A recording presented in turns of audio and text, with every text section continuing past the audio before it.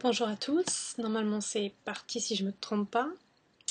Donc j'ai fait un nouvel essai avec ma deuxième caméra, mais en ayant laissé brancher le son du PC, puisqu'il semble que la dernière fois, la vidéo que j'ai mise en ligne sur YouTube, le son ne passe pas. Donc je fais un test en espérant que tout se passe bien. Donc certains l'ont longtemps attendu, je voudrais vous faire une petite review du Ghosts and Spirits par Lisa Hunt. Comme vous le voyez, c'est toujours avec Lisa un style minimaliste. Vous recevez une boîte de cartes, comme des cartes à jouer, et c'est tout.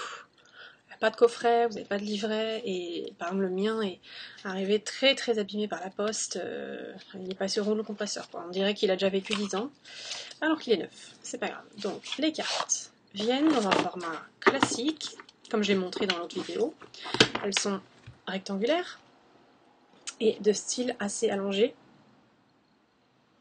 Normalement le focus se fait bien là, de style assez allongé. Donc la première carte qui vient, c'est celle-ci.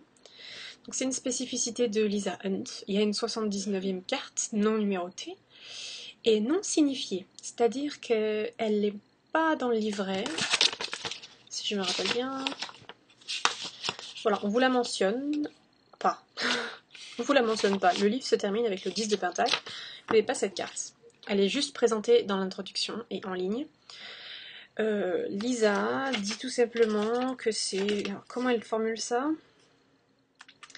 C'est pour signifier au... Là, je l'ai pas sous les yeux. C'est pour signifier aux joueurs qu'il y a une question à creuser. J'ai cherché sur les forums et sur les sites internet, mais le jeu n'a pas encore beaucoup de reviews. J'ai demandé comment les gens se servaient de cette carte ou comment ils l'analysaient. Certains s'en servent tout simplement, elle peut être tirée dans les deux sens d'ailleurs, pour représenter celui qui tire, enfin celui qui pose la question, donc le tireur, ou si c'est un tirage pour quelqu'un d'autre, la personne en question. Voilà.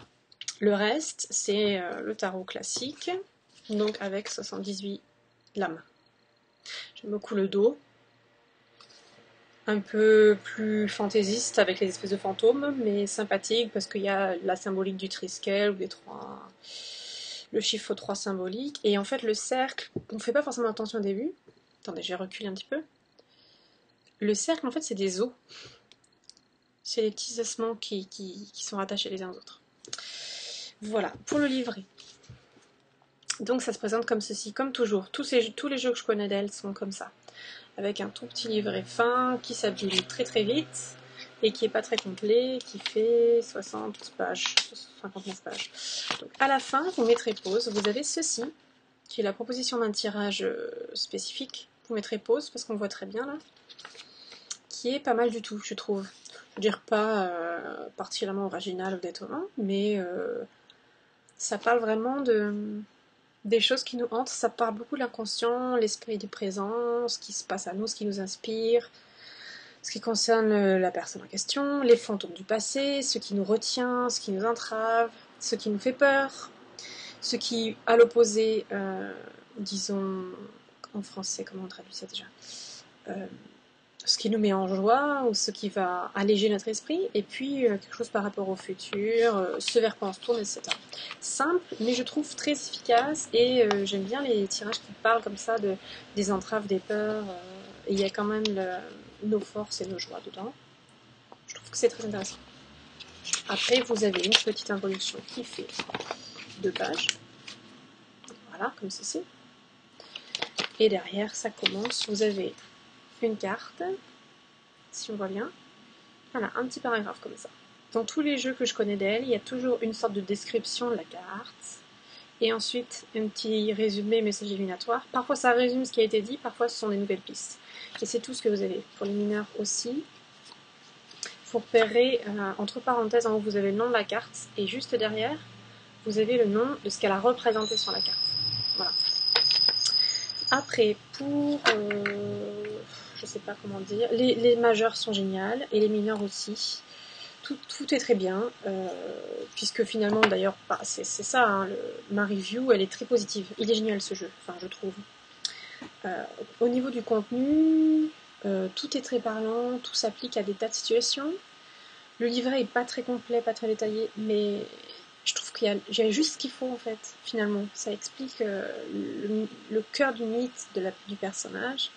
Et vous avez des informations toujours clés sur des tas de domaines, en recoupant les informations avec, bon là c'est une majeure, je sais pas, une mineure. C'est Enkidu d'ailleurs, on a vu la carte, enfin le livret tout à l'heure. Si vous comptez que les épées, c'est l'air, le domaine du mental, etc. Si vous recoupez avec des symboliques traditionnelles, on peut vraiment avoir des choses très complètes. Je trouve qu'il y a une grande présence élémentale dans ce jeu. Je ne sais pas si elle a fait exprès, si c'est parce qu'elle considère que ça fait partie du domaine des esprits. Vous avez beaucoup d'oppositions jour-nuit, vous avez beaucoup de choses concernant les différents mondes, mais ça c'est normal puisque c'est propre aux esprits. Vous avez des choses avec de l'eau, de la glace, du feu, de la terre, de l'air. Bon, je ne vais pas tous vous les montrer puisque j'ai pris une photo. Non, je le trouve vraiment très complet, très parlant. Les illustrations sont à la fois intuitives et quand on creuse pour aller chercher les mythes, on trouve des choses supplémentaires. C'est vrai que le cadre très légèrement vieilli des cartes là. Je ne sais pas si je peux zoomer plus près. Je ne sais pas si ça va faire le focus, j'ai pas l'impression. Bon, c'est pas grave. C'est un jaune. Là, je sais pas si j'ai une lumière optimale, donc on voit peut-être pas. Mais c'est assez. Ah, si, là, il a fait le focus. C'est assez agréable. Il y a vraiment toutes sortes de choses. Il y a beaucoup de cartes un peu effrayantes. Par exemple, là-ci, vous avez beaucoup d'eau et glace. Vous avez des lacs, vous avez des forêts. Vous avez la magie, là vous avez la lune en arrière-plan. Vous avez des choses un peu plus colorées. Il y a beaucoup de choses avec des zombies et des squelettes, évidemment. Non, il est vraiment bien. En fait, ça va pas être gentil ce que je vais dire. D'une part, au niveau des illustrations, j'ai l'impression qu'elle s'améliore. C'est-à-dire, elle arrive un petit peu, pas au sommet de son art, puisque j'ai tendance à beaucoup critiquer, et je m'en excuse, mais c'est vraiment personnellement, j'appréciais pas son art. Mais on retrouve par exemple des choses comme ceci, non, l'autre, comme ceci, des forêts avec des branches tordues, des pierres, des personnages perdus.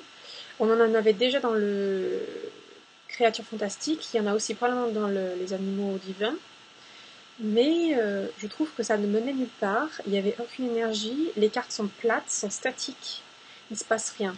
Donc d'un côté, je retrouve la patte de Lisa Hunt, on retrouve des motifs déjà présents bien avant.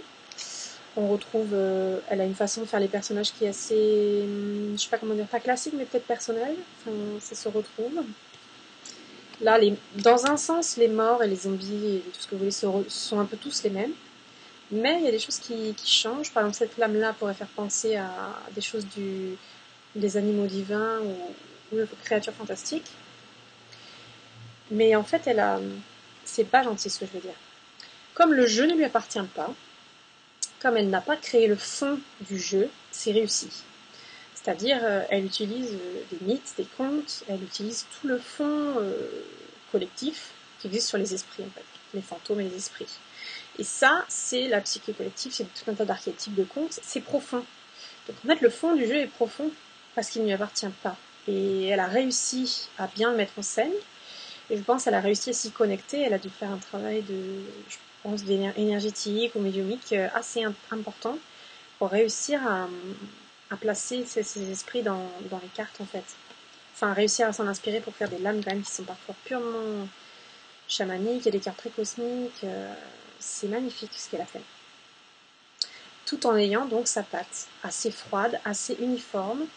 Je trouve que c'est fade en fait. Même les cartes qui sont censées contenir des couleurs, elles sont toujours froides et tristes et plates. Et il se passe toujours pas grand chose dans ces illustrations, mis à part certaines exceptions. Mais là, ça passe vraiment très très bien. Par exemple, celle-ci, vous voyez. J'espère qu'avec ma lumière, on se rend compte. Elle est censée être vraiment rose. Mais c'est d'un rose très très pastel.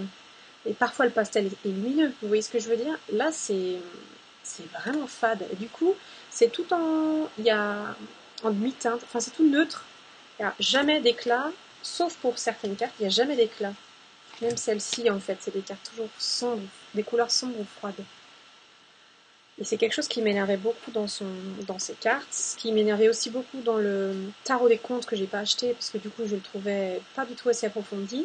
Ce qu'elle a complètement raté pour moi dans le tarot des contes et réussi dans le tarot des esprits en fait. Parce que c'est sombre, Elle a fait quand même un jeu très sombre, un jeu assez effrayant par moments. Et pas que sombre, disons profond, disons toutes sortes d'énergie, mais peut-être après c'est une question de conception personnelle. Et je rattache tout ça beaucoup, bon, soit au monde d'en bas pour les cartes très sombres, mais le monde du milieu, je veux dire, les esprits sont quand même très très proches de notre monde. Du coup, ces demi-teintes et son travail toujours assez peu approfondi, on va dire, la correspond complètement. Donc voilà, pour moi c'est une réussite. Il y a des choses très très belles, hein, je ne sais pas à quoi vous montrer. Il y a des choses donc vraiment parlantes, suffisantes au niveau du livret. On peut approfondir plus, on peut utiliser les significations classiques, on peut utiliser la lecture intuitive, donc c'est vraiment complet. Et moi j'ai trouvé qu'il parlait vraiment, vraiment bien avec notre inconscient. Quand on le tire, quand je l'ai tiré aussi avec quelqu'un, il renvoie exactement ce qu'il faut. Il renvoie exactement ce qu'on ne veut pas voir, ce qui est caché, ce qui est refoulé, ce qui fait mal, et les urgences aussi, vraiment les priorités.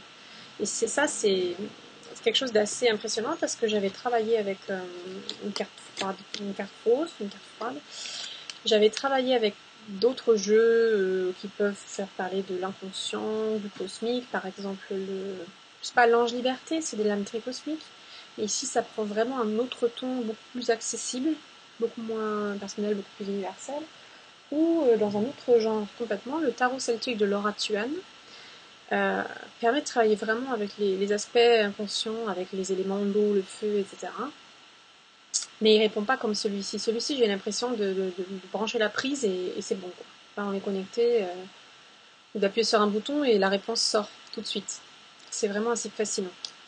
Et il y a une autre chose qui, je suppose, est complètement personnelle, mais j'ai quand même l'impression de me connecter aux esprits en fait quand j'utilise ce jeu. Et c'est quand même un jeu qui s'appelle Boston Spirits.